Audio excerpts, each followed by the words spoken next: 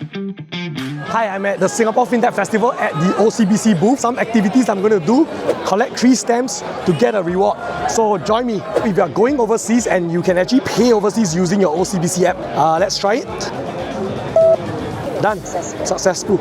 And let's come over here with this digital payment as well. We can actually pay to our wallet. You can actually add wallet to China, Indonesia, Malaysia, Philippines and Vietnam. Super convenient if you're transferring your friend or family member in Southeast Asia or Asia.